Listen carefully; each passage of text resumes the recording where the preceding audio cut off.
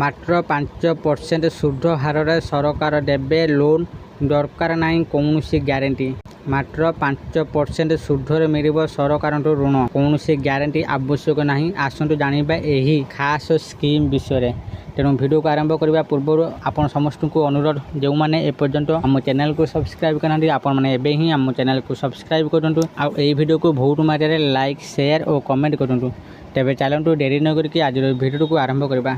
ନରେନ୍ଦ୍ର ମୋଦିଙ୍କ ନେତୃତ୍ୱାଧୀନ କେନ୍ଦ୍ର ସରକାର ଆର୍ଥିକ ସହାୟତା ପ୍ରଦାନ କରି ଉଦ୍ୟୋଗୀତାକୁ ସମର୍ଥନ କରୁଥିବା ବିଭିନ୍ନ ପଦକ୍ଷେପ ନେଇଛନ୍ତି। ଉଦାହରଣ ସ୍ୱରୂପ PM ମୁଦ୍ରା ଯୋଜନା ମାଧ୍ୟମରେ ବ୍ୟକ୍ତିବିଶେଷ 20 ଲକ୍ଷ ଟଙ୍କା ପର୍ଯ୍ୟନ୍ତ ଋଣ ନେଇ ସେମାନଙ୍କର ବ୍ୟବସାୟ ଆରମ୍ଭ କରିପାରିବେ। ଆଉ ଏକ ସ୍କିମ୍ ପ୍ରଧାନମନ୍ତ୍ରୀ ବିଶ୍ୱକର୍ମା ଯୋଜନା କେବଳ ଋଣ ପ୍ରଦାନ କରେ ନାହିଁ, ବରଂ ବନ୍ଧକ ଆବଶ୍ୟକ ନକରି ସୁଧ ସବସିଡି ମଧ୍ୟ ପ୍ରଦାନ କରେ। ପ୍ରଧାନମନ୍ତ୍ରୀ ବିଶ୍ୱକର୍ମା ଯୋଜନାର ବିବରଣୀ ହିତାଧିକାରୀମାନଙ୍କୁ ବିନା ବନ୍ଧକରେ ଋଣ ପ୍ରଦାନ କରାଯାଏ। ସର୍ବାଧିକ 3 ଲକ୍ଷ ଟଙ୍କା ଋଣ ପରିମାଣ। ପ୍ରାରମ୍ଭିକ କିସ୍ତି ହେଉଛି 1 ଲକ୍ଷ ଟଙ୍କା, ଯାହାର ପରିଶୋଧ 18 ମାସର ଅବଧି ସହିତ। ଏହାପରେ 2 ଲକ୍ଷ ଟଙ୍କାର ଦ୍ୱିତୀୟ କିସ୍ତି 30 ମାସ ମଧ୍ୟରେ ପରିଶୋଧ କରିବାକୁ ପଡ଼ିବ। ପ୍ରଥମ କିସ୍ତି ପାଇବା ପରେ ହିଁ ଦ୍ୱିତୀୟ କିସ୍ତି ପ୍ରଦାନ କରାଯାଏ। ଏକ ନିୟମିତ ଋଣ ଆକାଉଣ୍ଟ ବାଧ୍ୟତାମୂଳକ ଏବଂ ସମସ୍ତ କାରବାର ଡିଜିଟାଲ। ହିତାଧିକାରୀମାନଙ୍କୁ 5% ଆଶ୍ରିତ ସୁଧ ହାର ଆଦାୟ କରାଯାଏ, ଯାହାଫଳରେ ଭାରତ ସରକାର ସୁଧର 8% ପର୍ଯ୍ୟନ୍ତ ଯୋଗଦାନ କରନ୍ତି, ଯାହା ଏକ ପ୍ରତିଯୋଗିତାମୂଳକ ସୁଧ ହାର ସୃଷ୍ଟି କରେ। ପ୍ରଧାନମନ୍ତ୍ରୀ ବିଶ୍ୱକର୍ମା ଯୋଜନା ପାଇଁ ଯୋଗ୍ୟତା ମାନଦଣ୍ଡ। ଆବେଦନକାରୀଙ୍କୁ ହସ୍ତକାର୍ଯ୍ୟରେ ଦକ୍ଷ ଏବଂ 8ଟି ପ୍ରାରମ୍ଭିକ ବୃତ୍ତି ମଧ୍ୟରୁ ଗୋଟିଏ ହେବା ଆବଶ୍ୟକ। ସେମାନେ ଅସଂଗଠିତ କ୍ଷେତ୍ରରେ କିମ୍ବା ସ୍ୱନିଯୁକ୍ତ ହୋଇଥିବା ଉଚିତ।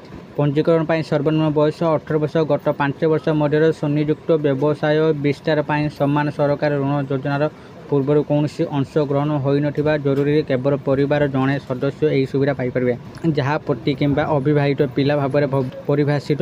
ଆବେଦନକାରୀ କିମ୍ବା ପରିବାରର ସଦସ୍ୟ ସରକାରୀ ଚାକିରିରେ ନିଯୁକ୍ତ ପାଇନଥିବେ। ଏହି କାର୍ଯ୍ୟକ୍ରମ ପାଇଁ ପଞ୍ଜୀକରଣ କମନ ସର୍ଭିସ ସେଣ୍ଟର ଏଜେଣ୍ଟମାନଙ୍କ ଦ୍ୱାରା ସହଜ କରାଯାଇଥାଏ, ଯେଉଁମାନେ ଅନଲାଇନ୍ ପୋର୍ଟାଲ ମାଧ୍ୟମରେ କାରିଗରମାନଙ୍କୁ ପଞ୍ଜୀକରଣ କରନ୍ତି। ବାୟୋମେଟ୍ରିକ୍ ଏବଂ ଆଧାର ଯାଞ୍ଚ ସହିତ ପଞ୍ଜୀକରଣ ସୁନିଶ୍ଚିତ କରନ୍ତି।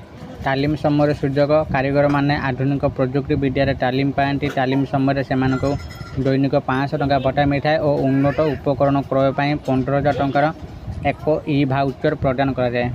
ଏହି ଯୋଜନାରେ ଅନେକ ସୁବିଧା ଉପଲବ୍ଧ। ପ୍ରଧାନମନ୍ତ୍ରୀ ବିଶ୍ୱକର୍ମା ଯୋଜନା ଅଧୀନରେ କାରିଗରମାନଙ୍କୁ ବିଭିନ୍ନ ପ୍ରକାରର ସହାୟତା ପ୍ରଦାନ କରାଯାଏ, ଯେପରିକି ଦକ୍ଷତା ବିକାଶ, ତାଲିମ, ଉପକରଣ କ୍ରୟ ପାଇଁ ଆର୍ଥିକ ସହାୟତା, ସୁଲଭ ଋଣ ଏବଂ ସେମାନଙ୍କ ଉତ୍ପାଦର ବଜାରୀକରଣର ସହାୟତା। ଏହି ଯୋଜନା ଅଧୀନରେ ହିତାଧିକାରୀମାନଙ୍କୁ ପ୍ରଥମ ପର୍ଯ୍ୟାୟରେ 1 ଲକ୍ଷ ଏବଂ ଦ୍ୱିତୀୟ ପର୍ଯ୍ୟାୟରେ 2 ଲକ୍ଷ ପର୍ଯ୍ୟନ୍ତ ଋଣ ପ୍ରଦାନ କରାଯାଏ। ତାଲିମ ଅବଧି ମଧ୍ୟରେ ସେମାନଙ୍କୁ ଦୈନିକ ଭତ୍ତା ମଧ୍ୟ ପ୍ରଦାନ କରାଯାଏ। କାର୍ଯ୍ୟକ୍ରମରେ ସଂଯୋଜକ ଭୀମସେନା, ଆକାଂକ୍ଷା ବ୍ଲକ ଫେଲୋ ପିୟୁଷ ପାଣ୍ଡେଙ୍କ ସମେତ ଅନେକ ଲୋକ ଉପସ୍ଥିତ ଥିଲେ। ଆଶା କରୁଛି ଆପଣମାନଙ୍କୁ ଆଜିର ଏହି ଭିଡ଼ିଓଟି ନିଶ୍ଚିତ ଭାବରେ ଭଲ ଲାଗିଥିବ ଆଉ ଆପଣମାନେ ଭିଡ଼ିଓ ଦେଖି ସବୁକିଛି ବୁଝିଯାଇଥିବେ। ଏହି ଭିଡ଼ିଓ ମାଧ୍ୟମରେ ଆପଣମାନେ କିପରି ସରକାରଙ୍କ ଠାରୁ ଋଣ ନେଇପାରିବେ। ଯଦି ଆପଣମାନଙ୍କର ଋଣର ଆବଶ୍ୟକ, ତେବେ ଆପଣମାନେ ଏହି ମାଧ୍ୟମରେ ସରକାରଙ୍କ ଠାରୁ 5% ସୁଧରେ ଋଣ ନେଇପାରିବେ। ଯଦି ଆପଣମାନଙ୍କୁ ଆଜିର ଭିଡ଼ିଓଟି ଭଲ ଲାଗିଥାଏ, ଦୟାକରି ଭିଡ଼ିଓକୁ ବହୁତ ମାତ୍ରାରେ ଲାଇକ୍, ସେୟାର ଓ କମେଣ୍ଟ କରନ୍ତୁ। ଆଉ ଯେଉଁମାନେ ଏପର୍ଯ୍ୟନ୍ତ ଆମ ଚ୍ୟାନେଲକୁ ସବସ୍କ୍ରାଇବ୍ କରିନାହାନ୍ତି ଆପଣମାନଙ୍କୁ ଅନୁରୋଧ, ଆପଣମାନେ ଏବେ ହିଁ ଆମ ଚ୍ୟାନେଲକୁ ସବସ୍କ୍ରାଇବ୍ କରନ୍ତୁ। ଆଜି ପାଇଁ ଏତିକି, ପୁଣି ଦେଖା ହେବ ଆଉ ଏକ ନୂଆ ଭିଡ଼ିଓରେ। ସେତେ ପର୍ଯ୍ୟନ୍ତ ମୁଁ ଦୀପୁ ଆପଣମାନଙ୍କର ବିଦାୟ ନେଉଛି। ରହୁଛି, ଧନ୍ୟବାଦ।